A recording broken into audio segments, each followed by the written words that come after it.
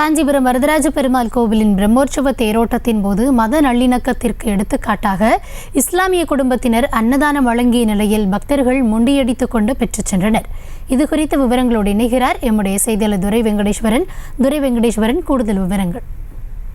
வணக்கம். இந்த உலக புகழ்பெற்ற அத்திவரதர் எழுந்தருளிய காஞ்சிபுரம் வரதராஜ பெருமாள் திருக்கோவில் வந்த வைகாசி விசாக பிரம்மோற்சவமானது நடைபெற்று வருகிறது.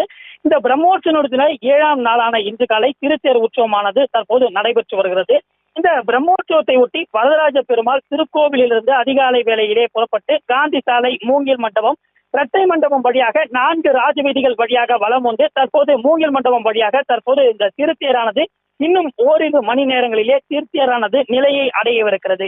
இதனை ஒட்டி வரதராஜ பெருமாள் வீதி உலா வரக்கூடிய வழிநெடுகளுமே ஏராளமானோர் அன்னப்பிரசாதங்களை வழங்கி தங்களது நேர்த்தி கடனை செலுத்தி வருகிறார்கள். அந்த வகையிலே காஞ்சிபுரம் செங்கல் நீரோடு வீதி பகுதி வழியாக இந்த வீதி உலா நடைபெற்ற போது அங்கு இருந்த ரஹீம் என்கிற பிரியாணி கடையிலே சையத் ரஹீம் என்பவர் அந்த வரக்கூடிய பக்தர்களுக்கு பசியோடு வரக்கூடியவர்களுக்கு பிரிஞ்சி சாதங்களை அன்னதானமாக வழங்கி இந்த மத நல்லிணக்கத்தை வெளிப்படுத்தியிருக்கிறார்.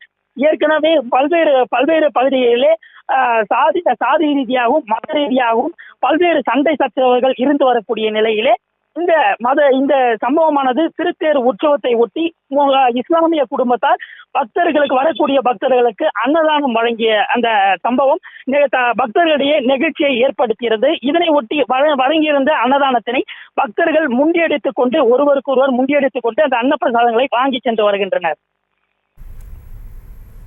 விவரங்களுக்கு நன்றி துரை வெங்கடேஷ். செய்திகளை உடனுக்குடனும் துல்லியமாகவும் தெரிந்து கொள்ள சப்ஸ்கிரைப் பண்ணுங்க.